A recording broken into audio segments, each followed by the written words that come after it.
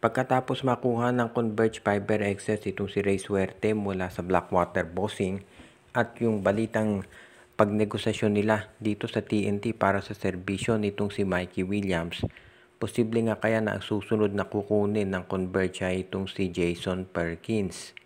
Dahil sa ngayon kasi, alam naman natin na itong Phoenix ay nag-i-struggle talaga.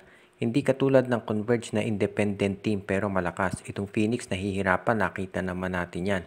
So sa ngayon maraming naniniwala na itong Converge Fiber Excess ay mag-o-offer na dito kay Jason Perkins para sa kanila lumipat.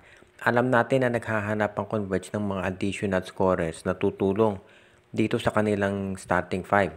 Kay Balti, kay Justin Arana, Heading, Stockton at kay Shawnee Winston. At kung makuha nila si Jason Perkins, malaking bagay yan. Dahil ito pwede nilang maging power forward. Magkakaroon sila ng triple tower. Kasama na ito si Baltasar at si Arana. Plus alam natin na veterano si Jason Perkins, so marami ang maiitulong na experience dito sa mga bagong player ng Converge Fiber Excess. Kaya malaking bagay ito. Sigurado rin na ito namang si Perkins, alam natin gusto niyan makapaglaro sa playoffs. So frustrating yung nangyayari dito sa Phoenix Jewel Masters. Ikumpara mo naman sa Converge.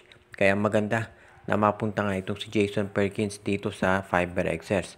Marami namang trade assets itong Converge na pwedeng ibigay. Katulad nitong kanilang stretch 4 na si Brian Santos o kaya naman ito si King Caralipio na pwede nilang ipamigay dito sa Phoenix Jewel Masters na magre-rebuild na. Kaya wag na tayong magulat kung i-anunsyo nga na itong si Jason Perkins ay lilipat na dito sa kupunan ng Converge Fiber Excess dahil ito mukhang magandang sabihin nating idadagdag dito sa lineup ni Coach Franco Atienza at lalong magpapalakas para makakompete sila kontra SMC. Posible nga ba na magkaroon ng 3-team trade itong San Miguel, Magnolia at itong Northport Batangpier at mangyayari ito pagkatapos nitong Commissioner's Cup? Dahil syempre habang naglalaro ang Northport dito sa semifinals hindi yan pwedeng mag-trade. Pero pagkatapos ng Commissioner's Cup ay pwede na. At ang isa doon sa nakikita natin na posibleng mangyari dito ay makuha nitong San Miguel Beer sa wakas itong si William Navarro na matagal nang napapabalita na gustong makuha ng Beermen at ang mapupunta naman dito sa Magnolia Chicken Templados ay si Mowala Tautua at dadali naman dito sa lineup ng Northport Batangpier ay itong si James Laput.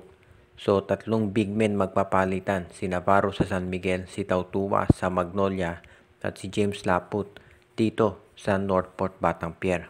Kapag natuloy ang ganitong klaseng trade, magkakaroon na sa wakas ng isang athletic at batang big man itong San Miguel na magagamit talaga nila. Dahil alam natin isa yan doon sa mga problema dito sa SMB dahil tumatanda na yung lineup nila. Pero kung makukuha nila, for example nga, itong si William Navarro, abay malaking bagay yan para palakasin itong kanilang lineup at bigyan sila ng mas magandang sabihin na nating tsansa na makipag-compete dito sa ibang mga teams ngayon. Kung sakasakali na makuha naman ang Magnolia, ito si Tautua, abay magandang inside presence yan kung meron kang Lucero at Tautua doon sa lineup mo. Kaya sa tingin ko makikinabang sigurado yung dalawang SMC teams dito. And in fairness, hindi naman malulugi Northport kung makuha nila si James Laput dahil alam natin na magaling din niya na player na kulang lang talaga ng playing time dito sa Magnolia Chicken Templados. Kaya siguradong madaling maaaprobahan ang trade na ito ni PBA Commissioner. Ito nga bang Barangay Ginebra ay interesado at pursigido na makuha ito si Justin Arana mula dito sa Converge Fiber Excess. Isa yan ngayon dito sa pinag-aaralan at ayon sa mga insiders ay kinukonsidera ng lineup ni Coach Timco na gawin dahil alam nila na isa sa pinakamalakas na big man ngayon dito sa PBA itong si Justin Arana. So kung makukuha nila yun, malaking bagay ito para sa Barangay Ginebra. Siyempre alam natin kung ito si Japet Aguilar tumatanda na, kaya mas mabuti mayroon silang makuha na isang power forward na pwedeng pumalit dyan at ito nga ay si Justin Arana. Kung sakali na mapunta dyan si Arana sa Barangay Ginebra, abay solid na solid yan at magkakaroon sila ng mas malakas at mas batang frontcourt kung meron kang Justin Arana na isasabay mo dito sa ibang batang players ng Ginebra katulad nila Jamie Malonzo, RJ Abarientos at iba pa. Kaya Kung sakasakali, major move ito ng Barangay Ginebra pag natuloy. Ang magiging question na lang dyan, sinong ibibigay na kapalit ng Ginebra para makuha ang serbisyo nito si Justin Arana.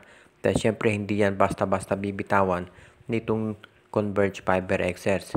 Alam natin maraming trade assets ang Ginebra, pero ang isa pang posibleng gawin ni Coach Tim Cone ay isama ang Terra Firma sa trade na to. Baka ibigay nila yung first round draft pick ng Terra Firma dito sa Converge kapalit ni Justin Arana para makumbinsi ito na i-trade na ang nasabing player sa kanilang lineup. Kung sakaling matuloy ang trade na yan, talagang dito natin makikita ngayon kung hanggang saan ang madadala nito si Justin Arana ang isang team. Alam natin marami siyang makukuhang kakampi dito sa Ginebra, pero alam din natin na nalataas ng potensyal ng nasabing player. Kaya magiging very exciting ito kung sakaling mapunta nga siya dito sa lineup ng Barangay Ginebra. At kapag yan natuloy, talagang makikita natin din dito na ito si Alfrancis Chulo gagawin talaga lahat para sa Ginebra. Habang itong SMC ay naghahanda dito sa mga posibleng trades na gawin nila para mapalakas ang kanilang mga kupunan, lalo na yung dalawang na-eliminate kaagad, itong Magnolia at San Miguel. Ito namang TNT Tropang Giga ay ready na para dito sa serye nila kontra sa Rain or Shine Elasto Painters. Llamado dito ang TNT dahil syempre malalim yung bench nila at alam natin yung kanilang import na si Ronde Hollis Jefferson ay kinukonsider na gold standard ngayon dito sa mga import sa PBA. At yan ang dahilan kung ba't marami naniniwala na swerte na ang ROS kung makadalawang panalo sila sa serye na ito. Alam natin mabigat na kalaban talaga TNT at yan ang dahilan kung ba't marami naniniwala baka manalo sila back-to-back championships dito. Kung sakasakali nga na mangyari yan, abay malaking bagay ito para doon sa kagustuhan ng TNT na maka-Grand Slam. Alam natin madalas, kapag napag-uusapan yung Grand Slam dito sa PBA, San Miguel at Ginebra ang nababanggit. Pero ngayon, baka maunahan pa sila ng TNT. Of course, malayo pa tayo dahil hindi pa nga nag-uumpisa semifinals. Pero kung manalo ang TNT dito sa semifinals, abay sila llamado dito sa finals kahit sino makalaban, kahit Ginebra o itumang Northport Batampier. Alam natin na itong Ginebra nagiging suki na yan ng TNT kaya confident sila. Pero iba na Ginebra ngayon dahil nagbalik na nga itong si Jamie Malonzo. Kaya baka mas malakas na lineup ng Ginebra. Pero gusto siguraduhin ng TNT Tropang Giga na sila ay makakabawi pa rin kapag sila ay nagkita. At ngayon, alam natin na itong TNT ay meron ding mga pinaplano yan ng mga trades para hindi naman sila maiwanan itong SMC. Alam natin na ang TNT gusto rin magpalakas ng kanilang kuponan. At nandyan nga si Cedric Bearfield at Robert Bolick na anytime ay pwede nilang hugutin para mas maging matindi yung competition para sa kanilang lineup. At yan ngayon ang kinukonsiderang mabuti nitong si Chot Reyes at ng management. Shout out kay Joseph Pineda, RG Bueno at Dalina family, Joshua Giray Espejo at Rosales family, kay Anthony Alon, Katsakino Dukusin, Malyari Mascarinas, Dalmacio de Guzman, Edwin Garmona Jr., Ireneo Salangsang, Michael D., Enju, Dexter Domer, Alicia Garcia at sa mga regular nating viewer.